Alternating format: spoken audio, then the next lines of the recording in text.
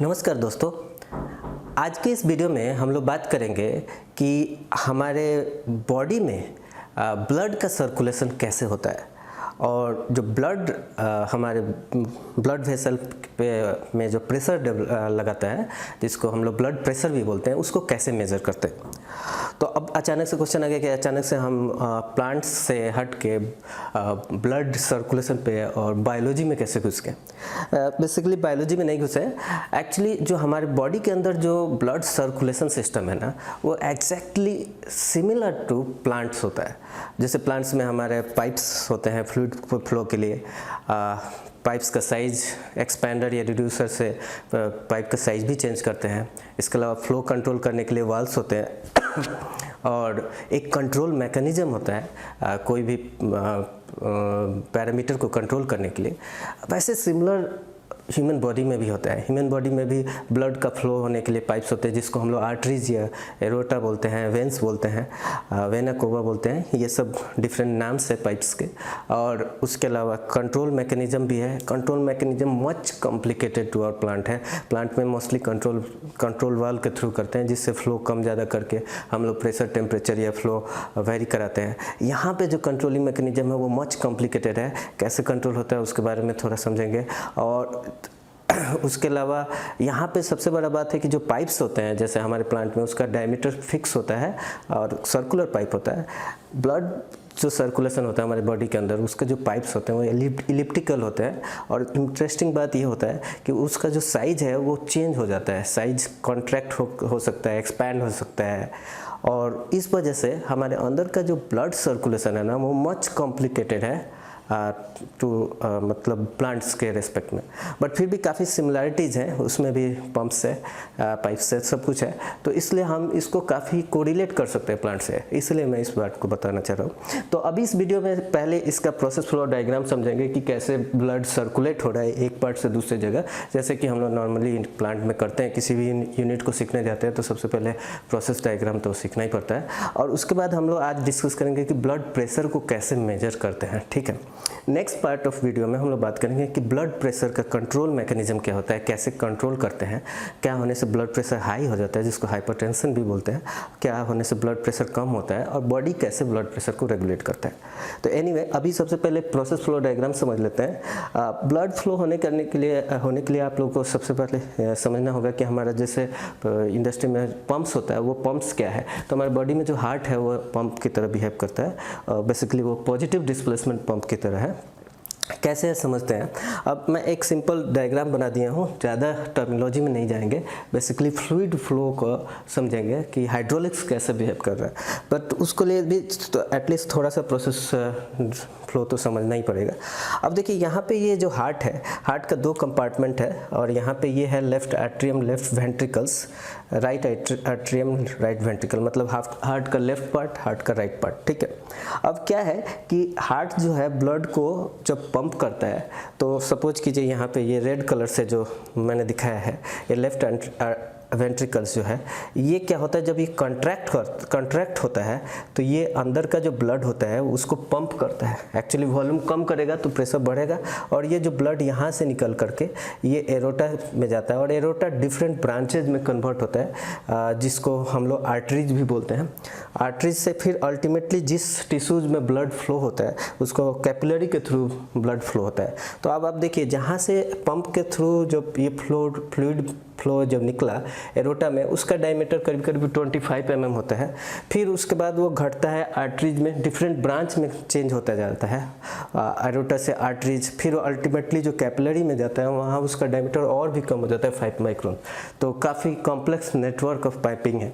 Anyway, तो यहाँ पे जब ये ब्लड कॉन्ट्रैक्ट हुआ, ये जो वेंट्रिकल्स कॉन्ट्रैक्ट हुआ तो प्रेशर बढ़ा, और प्रेशर बढ़ने से फ्लूइड का जो फ्लो है, यानी ब्लड का जो फ्लो है, वो डिफरेंट पार्ट्स में होता है। ठीक है, अब डिफरेंट पार्ट्स में होता है, जिस भी टिश्यूज़ में गया वहाँ पे रिएक्शन होते हैं, और जो ब्लड के अंदर का जो ऑक्सीजन होता है वो यूज होता है, इसलिए ऑक्सीजन का कंसनट्रेशन घट जाता है।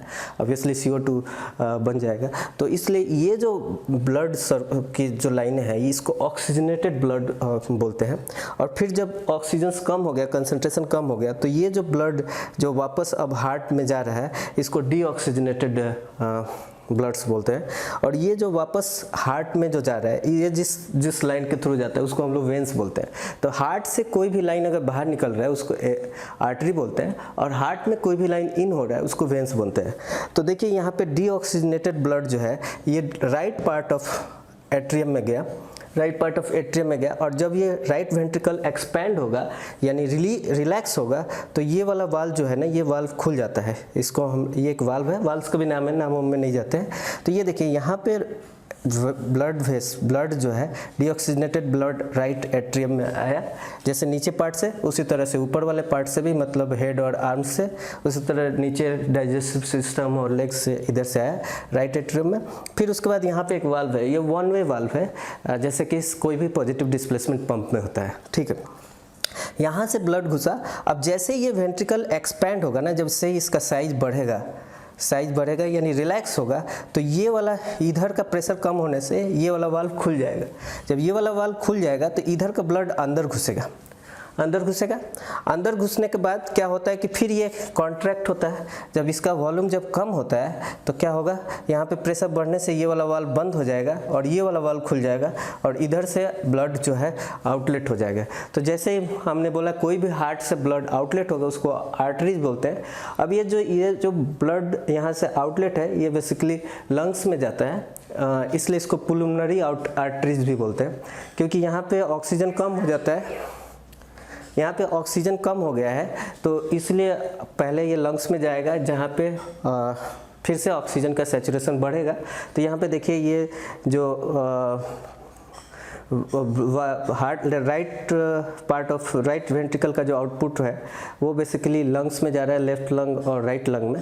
यहाँ पे ऑक्सीजनेटेड होके फिर से रेड ब्लड में कन्वर्ट हो गया है, रेड ब्लड से कन्वर्ट होके फिर से वेंस के थ्रू, मतलब लेफ्ट हार्ट के लिए ये वेन हो गया क्योंकि यहाँ पे इनलेट हो रहा है, वेंस के थ्रू लेफ्ट एट्रियम में घुसेगा, और वहाँ पे फिर से ये वाला जो लेफ्ट वेंट्रिकल जैसे ही एक्सपैंड होगा तो ये वाला वाल्व खुल जाएगा, क्योंकि इस साइड का प्रेशर कम हो जाएगा, इधर का अंदर का ब्लड अंदर आ जाएगा, और जैसे ही ये कॉन्ट्रैक्ट होगा तो ये वाला वाल्व फिर से बंद हो जाएगा, और ये वाला वाल्व मतलब आउटपुट वाला वाल्व खुल जाएगा। खुलने से ये अल्टीमेटली एरोटा में आएगा और एरोटा से डिफरेंट पार्ट्स ऑफ बॉडी में जाएगा। तो ये इसका मैकेनिज्म है।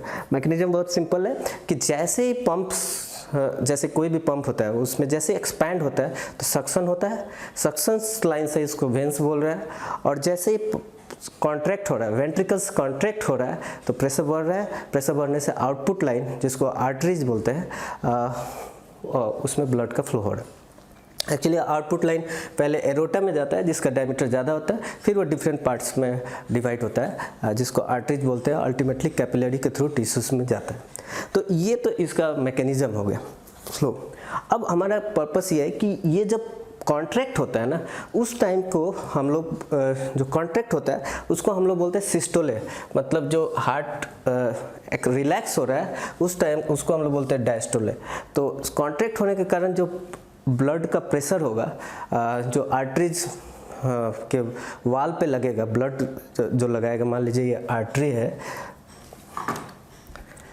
आर्टरी है और आर्टरी के वाल पे जो प्रेशर लगा रहा है, जब कॉन्ट्रैक्ट होगा हार्ट मतलब लेफ्ट वेंट्रिकल्स तो प्रेशर बढ़ेगा, और उस वजह से ब्लड के वाल पे जो प्रेशर लगेगा वो ज़्यादा लगेगा। तो वो जनरली नॉर्मल ह्यूमन में वो प्रेशर जो होता है वो 120 mmHg के बराबर होता है, 120 mmHg। इसको सिस्टोलिक प्रेशर भी बोलते हैं, क्योंकि जब हार्ट मतलब लेफ्ट वेंट्रिकल्स मतलब वेंट्रिकल जब कॉन्ट्रैक्ट होता है तब जाके ये प्रेशर होता है। उसके बाद जब लेफ्ट वेंट्रिकल जब रिलैक्स होता है यानी एक्सपैंड होता है, उस टाइम पे जो प्रेशर लगता है आर्टरीज वाल पे उसको हम लोग बोलते हैं डायस्टोलिक प्रेशर, और ये नॉर्मली जो है डायस्टोलिक प्रेशर, और ये नॉर्मली 80 mmHg के बराबर होता है। तो हमारा जो ब्लड का प्रेशर होता है वो 120/80 होता है। 120 सिस्टोलिक मतलब जो हार्ट का लेफ्ट वेंट्रिकल जब कॉन्ट्रैक्ट हो रहा है, और जब रिलैक्स हो रहा है तो 80 mmHg। अब यहाँ पे दो इंपॉर्टेंट बात बोल रहा हूँ कि जैसे देखिए कोई भी लाइन होता है, जब लाइन से जब फ्लूइड का फ्लो होता है और डिफरेंट एक्सपेंशन और होता रहता है और फिर उसके बाद डिफरेंट ब्रांच में कन्वर्ट होकर जब पाइप साइज कम होती चली जाती है तो एक प्रेशर ड्रॉप होता है। इसलिए देखिए यहाँ से जब अगर 120 mmHg पे आर्टरीज में जा रहा है फ्लूइड का फ्लो, तो ऑब्वियसली जब ये कैपिलरीज के थ्रू जब जाएगा तो फ्लूइड में काफ़ी मतलब because of resistance different branch में पाइप साइज बहुत कम हो गया तो प्रेशर तो कम होगा ही, प्रेशर लॉस होगा ही। इसीलिए जब ये आर्टरी से फ्लूइड का फ्लो होता है और जब डीऑक्सीजनेटेड फ्लो वेंस के थ्रू जाता है तो वेंस में ब्लड का प्रेशर बहुत कम हो जाता है क्योंकि बहुत सारे प्रेशर लॉसेज हो गए। और फिर जब ये रिटर्न होता है ब्लड तो उस लाइन में प्रेशर बहुत कम हो जाता है, 15 mmHg 20 mmHg इस तरह से। तो हम लोग जब ब्लड प्रेशर मेजर करते हैं वो आर्टरीज में जो ब्लड प्रेशर है उसको मेजर करते हैं, वेंस का ब्लड प्रेशर नहीं मेजर करते हैं, ठीक है। यानी लेफ्ट वेंट्रिकल जब कॉन्ट्रैक्ट होगा उस टाइम पे जो प्रेशर होगा वो हम लोग मेजर कर रहे हैं। राइट वेंट्रिकल का जो प्रेशर, ये राइट वाला पार्ट ऑफ है, वो बहुत कम होता है, उसको हम लोग नहीं मेजर करते हैं, ठीक है। एक बात ये इंपॉर्टेंट है। अब हम लोग एक और चीज़ समझ लें कि यहाँ पे जो ये ब्लड प्रेशर है ना, ये एक्चुअली गेज प्रेशर है ऑलवेज। जैसे हम लोग प्लांट में भी गेज प्रेशर मेजर करते हैं बेसिकली, मतलब over and above atmospheric pressure कितना है वो हम लोग देखते हैं। वैसे यहाँ पे भी हम लोग ब्लड प्रेशर जो मेजर करते हैं वो गेज प्रेशर मेजर करते हैं, यानी it is over and above atmospheric pressure. तो एक्चुअल एब्सोल्यूट प्रेशर जो होगा वो 760 + 120 होगा। एनीवे, अब ब्लड प्रेशर मेजर कैसे करते हैं? देखिए जैसे कोई भी लाइन में प्रेशर मेजर करने के लिए हम लोग एक प्रोब डाल करके प्रेशर मेजर कर ही सकते हैं, जैसे हमारे प्लांटों में होता है।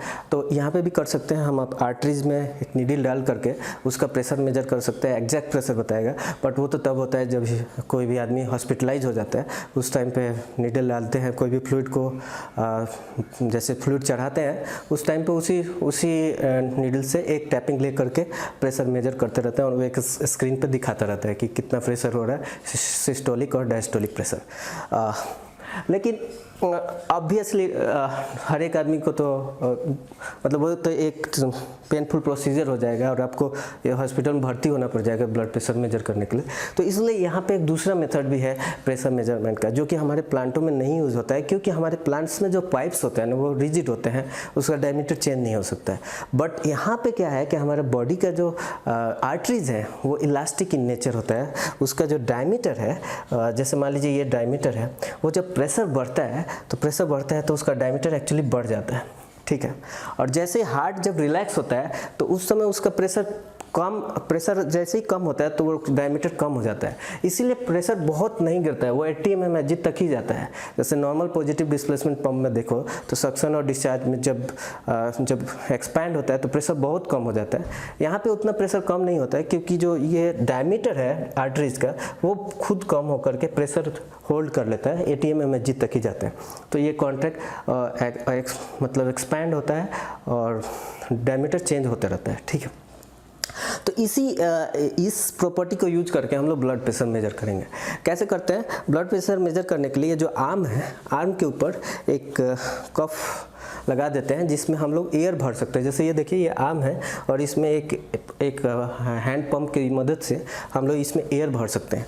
तो अब जैसे मान लीजिए यहाँ पे आर्टरी जिसके थ्रू ब्लड फ्लो हो रहा है उसके ऊपर जब हम प्रेशर लगाएंगे तो 120 mmHg अगर मान लीजिए इसके अंदर जो सिस्टोलिक प्रेशर है उससे भी ज़्यादा अगर हम प्रेशर लगा देंगे, इस जैसे ये बॉडी है, अब नॉर्मली तो इस पर एटमॉस्फेरिक प्रेशर लगता रहता है, बट अगर हम प्रेशर और ज़्यादा बढ़ाते गए 120 mmHg चले गए तो ये अब उससे ऊपर जब प्रेशर लगाएंगे तो ये क्या होगा, ये कॉन्ट्रैक्ट होते होते एकदम से, जैसे मान लीजिए ये आर्टरीज है और यहाँ पे हम प्रेशर लगाते लगाते एकदम से ये बंद हो जाएगा, बाहर से एकदम से हमने चाप दिया, एकदम पूरा चाप दिया तो क्या होगा, फ्लूइड का फ्लो ही बंद हो जाएगा। तो जैसे यहाँ पे ये देखिए ये हाथ है, यहाँ पे अगर हमने ये कफ लगा करके हम अगर एयर भरते भरते प्रेशर अगर मान लीजिए 200 mmHg तक चढ़ा दिए बाहर से तो ब्लड का फ्लो ही बंद हो जाएगा, ठीक है। ब्लड का फ्लो बंद हो गया तो अब क्या होगा कि चूँकि अंदर का प्रेशर कम है, बाहर का प्रेशर ज़्यादा है, तो वो पाइप को एकदम साइज ही बंद कर दिए।